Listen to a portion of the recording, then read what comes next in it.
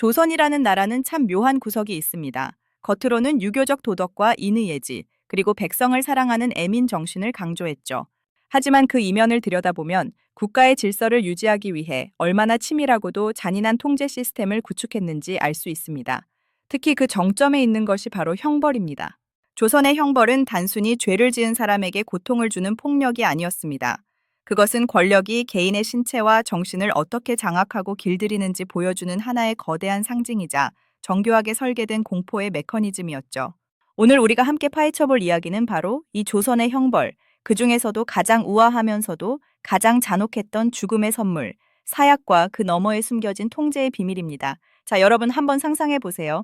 어느 날 갑자기 대궐에서 사자가 내려옵니다. 그의 손에는 정갈하게 보자기공으로 쌓인 작은 사발 하나가 들려 있습니다. 주변 사람들은 모두 엎드려 울음을 터뜨리는데 정작 그 사발을 받는 당사자는 의관을 정제하고 임금이 계신 북쪽을 향해 절을 올립니다.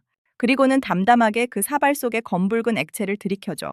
이것이 우리가 사극에서 흔히 보는 사약의 장면입니다. 그런데 여기서 이상한 점이 하나 있지 않나요? 죽으라고 준 독약인데 왜 사람들은 이것을 은혜로운 전례, 즉 은전이라고 불렀을까요? 왜 사약을 받는 죄인은 절까지 하며 고마워했을까요? 그 비밀은 바로 신체 훼손에 대한 공포에 있습니다. 조선은 유교 국가였습니다. 신체 발부 수지부모, 즉 부모에게 받은 몸을 털끝 하나라도 상하게 하지 않는 것이 효의 시작이라고 믿었죠. 그래서 목이 잘리는 참형이나 몸이 찢기는 능지처참은 당사자에게 단순한 죽음 이상의 치욕이었습니다. 조상님을 뵐 낯이 없는, 영혼까지 파괴되는 형벌이었던 겁니다. 반면 사약은 겉으로는 몸을 온전하게 보존하면서 죽음을 맞이하게 해줍니다. 임금이 내리는 마지막 배려, 즉 명예로운 죽음을 허락한다는 뜻이었죠.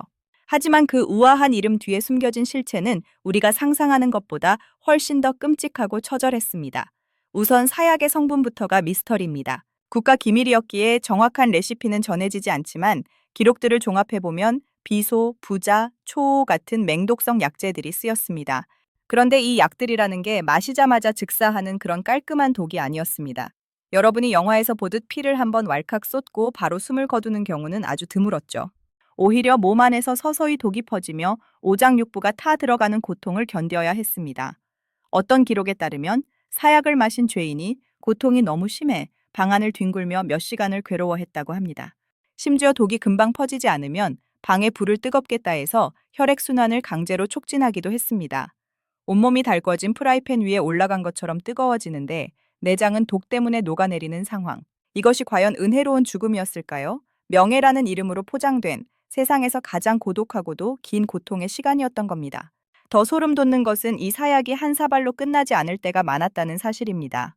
사람마다 체질이 다르다 보니 독약을 마셔도 멀쩡한 사람들이 있었거든요. 숙종 때의 문신이었던 임형수 같은 인물은 사약을 무려 16사발이나 마시고도 죽지 않았다는 기록이 있습니다. 결국 사약을 가져온 관리들이 당황해서 목을 매달아 죽였다고 하죠. 사약은 임금이 내린 것이기에 반드시 마셔서 죽어야만 하는 법이었습니다. 죽지 않으면 죽을 때까지 마셔야 하는 거부할 수 없는 죽음의 강요. 그 침묵 속의 공포는 광장에서 매를 맞는 것보다 훨씬 더 심리적으로 인간을 무너뜨렸습니다. 그렇다면 사약만큼이나 조선시대를 상징하는 또 다른 형벌, 곤장은 어땠을까요? 곤장은 단순히 엉덩이를 때리는 벌이 아니었습니다. 그것은 국가가 개인의 육신을 합법적으로 무너뜨리는 해부학적인 폭력이었죠. 곤장은 규격부터가 엄격했습니다. 나무의 종류, 길이, 두께까지 법으로 정해져 있었죠. 하지만 법보다 무서운 것은 집행하는 사람의 손길이었습니다. 곤장 100대면 웬만한 성인 남성도 목숨을 잃거나 평생 불구로 살아야 했습니다. 살점이 점처럼 떨어져 나가고 뼈가 드러날 정도로 무시무시한 타격이 가해졌죠. 그런데 조선 정부는 왜 이런 잔인한 매질을 공공연하게 수행했을까요? 바로 본보기 효과 때문입니다. 곤장은 대부분 사람이 많이 모이는 곳에서 집행되었습니다. 매 맞는 자의 비명, 살이 터지는 소리, 피 비린내. 이 모든 감각적 경험은 구경하는 백성들에게 각인됩니다. 아, 국가의 법을 어기면 내 몸이 저렇게 되겠구나.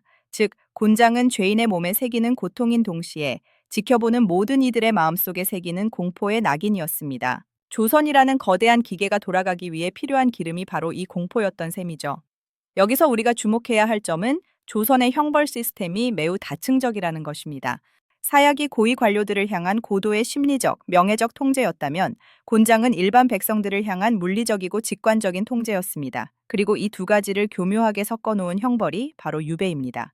흔히 유배라고 하면 먼 시골로 내려가서 조용히 시를 짓고 사는 낭만적인 모습을 떠올리기도 하죠. 천만의 말씀입니다.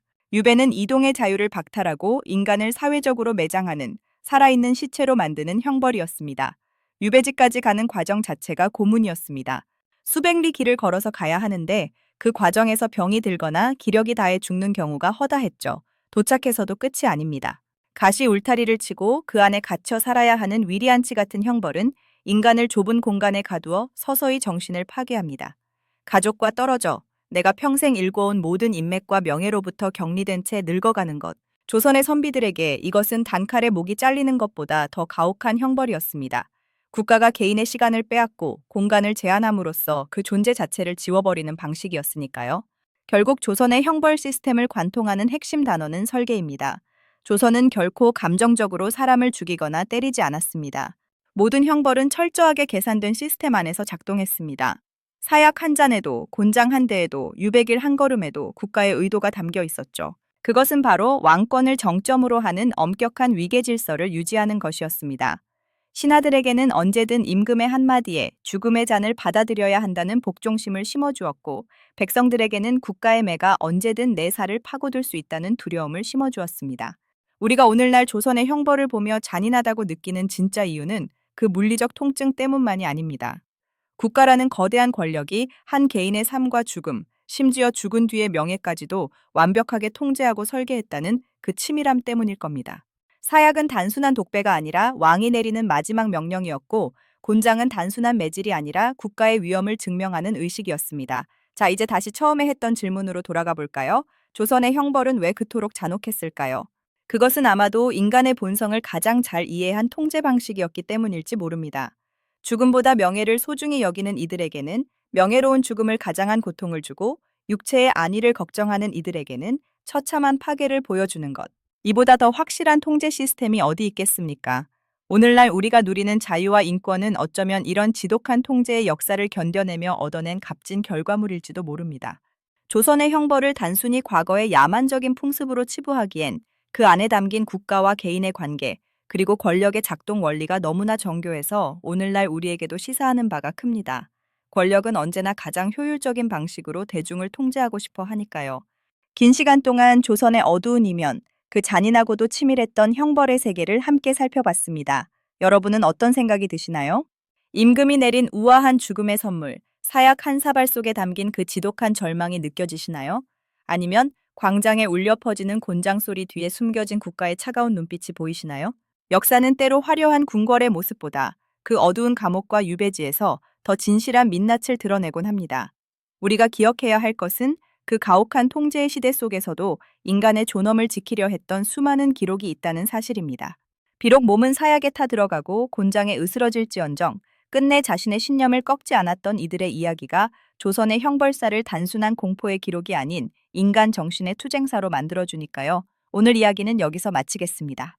조선의 형벌, 그 잔혹한 설계 너머의 진실을 통해 지금 우리가 누리는 권리의 소중함을 다시 한번 생각해보는 시간이 되었기를 바랍니다. 사약의 쓴맛보다 더 썼던 것은 아마도 한 시대를 풍미했던 지식이니 국가라는 거대한 벽 앞에서 느껴야 했던 무력감이었을 겁니다. 그리고 그 무력감은 수백 년이 지난 지금도 우리에게 묻고 있습니다.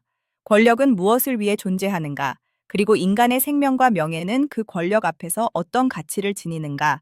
이 질문에 대한 답은 여러분의 몫으로 남겨두겠습니다. 지금까지 조선의 형벌, 그 치밀한 통제의 시스템에 대해 이야기 나눠봤습니다. 때로는 잔인하고 때로는 서글픈 우리의 역사지만 그 안에서 우리는 항상 더 나은 미래로 나아갈 길을 찾아왔습니다. 다음 시간에도 더 흥미롭고 깊이 있는 역사 이야기로 찾아오겠습니다. 함께 해주셔서 감사합니다. 조선의 형벌 체계는 경국대전이라는 거대한 법전 아래서 일사불란하게 움직였습니다. 하지만 그 법전의 글자들 사이사이에는 수많은 사람의 피와 눈물이 스며들어 있습니다. 반역자라는 이름으로 사라져간 이들, 억울한 누명을 쓰고 유배길에 올랐던 이들, 그리고 그들의 고통을 묵묵히 지켜봐야 했던 백성들까지. 그들의 희생이 있었기에 조선은 500년이라는 긴 세월을 버틸 수 있었는지도 모릅니다. 하지만 그 안정의 대가가 개인의 처절한 고통이었다는 점은 우리를 깊은 생각에 잠기게 합니다. 사약의 성분인 부자가 몸 안의 열을 끌어올려 고통을 극대화하듯 권력의 압박은 사람들의 삶을 뜨겁게 달구어 그들의 의지를 녹여냈습니다. 그러나 그 뜨거운 불길 속에서도 끝내 녹지 않았던 정의와 진실에 대한 갈망이 오늘날의 우리를 있게 한 힘이 아닐까요? 오늘 우리가 나눈 이야기가 단순한 역사 지식을 넘어 우리 삶을 지탱하는 가치들에 대해 고민해보는 계기가 되었으면 합니다. 마지막으로 사약을 받고 죽음을 맞이하면서도 나라를 걱정했던 어느 선비의 시 한 구절을 떠올려 봅니다. 몸은 비록 사라지지만 그 정신은 남겠다는 다짐. 그것이야말로 국가의 그 어떤 잔혹한 형벌로도 꺾을 수 없었던 인간의 위대함이 아닐까 싶습니다. 공포로 세상을 다스리려 했던 조선의 설계자들도 아마 그 강인한 정신만큼은 완전히 계산하지 못했을 겁니다. 역사는 반복된다고들 하죠. 형태는 다르지만 오늘날에도 보이지 않는 형벌과 통제 시스템은 우리 주변에 존재할지 모릅니다. 그런 세상 속에서 우리는 어떤 눈으로 권력을 바라보고 어떻게 우리의 존엄을 지키려 해야 할까요? 조선의 형벌이 우리에게 던지는 이 묵직한 질문을 품고 오늘 영상을 마칩니다. 긴 시간 경청해 주셔서 고맙습니다. 다음에는 더 놀랍고 신비로운, 그러면서도 우리의 마음을 울리는 뚱냥이 역사 속으로 여러분을 초대하겠습니다. 여러분의 생각과 감상을 댓글로 남겨주시면 저에게 큰 힘이 됩니다. 조선의 형벌, 그 잔혹한 미학에 대한 여러분의 시선은 어떠한가요?